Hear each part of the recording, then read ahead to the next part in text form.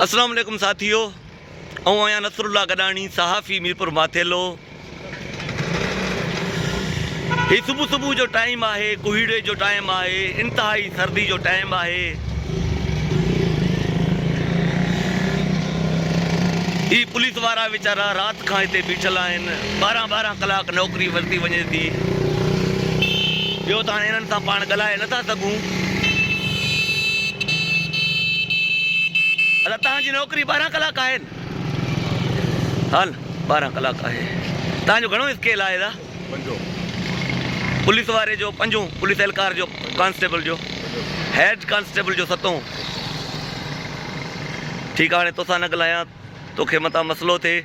साथियों, पंजाब ऐं ॿियनि सूबनि में पुलिस कांस्टेबल जी जेका स्केल आहे 7 आहे, हेड कांस्टेबल जी 9 आहे। हिते असां वटि पुलिस कांस्टेबल जो जेको ग्रेड आहे, स्केल आहे 5 आहे, माना 2 स्केल घटि आहिनि। हितां जे पुलिस वारनि जूं पघारूं 30 खां 35 हज़ार पघार आहे हितां जे पुलिस वारे जी। पर पंजाब में ऐं ॿियनि सूबनि में पुलिस वारे जी पघार 70 खां 75 हज़ार रुपया आहे।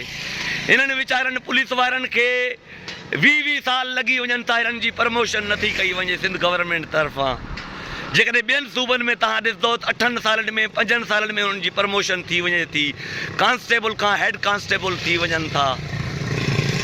असांजा ऑफिसर जेके ईमानदारी जूं दावाऊं करनि था पिया, उहो इन्हनि जी अपग्रेडेशन लाइ कंहिं बि क़िस्म जो को किरदारु अदा नथा कनि। न एडी ख्वाजा अदा कयो, न कंहिं ॿिए अदा कयो। न असांजा सिंध जा हुकुमरान इन्हनि पुलिस वारनि खे वीचारनि खे पंहिंजो मुलाज़िम, पंहिंजो नौकर बणायो वेठा आहिनि। पर मजाल जो इन्हनि जी अपग्रेडेशन लाइ को किरदारु अदा करनि, का ख़ाली हिकिड़ो नोटिफिकेशन जारी करनि। ही वीचारा सॼी राति हिते नौकरियूं कंदा आहिनि, असांजो तहफ़ुज़ कंदा आहिनि, रोज़ शहीद थींदा आहिनि। पर हिननि जे अपग्रेड करण लाइ को बि आवाज़ नथो उथाए, को बि आवाज़ नथो उथाए। ही तव्हांजे साम्हूं आहे साईं, बिस्मिल्लाह, ॿिया ख़ैर।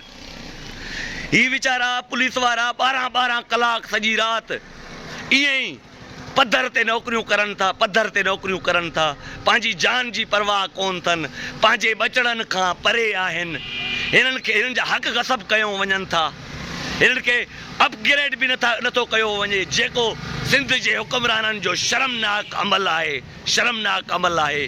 हिननि जा जेके ऑफिसर आहिनि, उन्हनि जी ख़ामोशी बि शर्मनाक आहे। उन्हनि जे SP जी, उन्हनि जे DIG, IG जी जेका ख़ामोशी आहे, उहा बि शर्मनाक अमल आहे। बहरहाल साथियों, थी सघे त ही मुंहिंजी वीडियो हाणे मां अपलोड कयां थो, इहा शेयर कयो त जीअं हिननि ज़ालिम हुकुमराननि खे का शर्म ऐं हया पवे। सिंध जे जेके ज़ालिम हुकुमरान आहिनि। वॾी महिरबानी।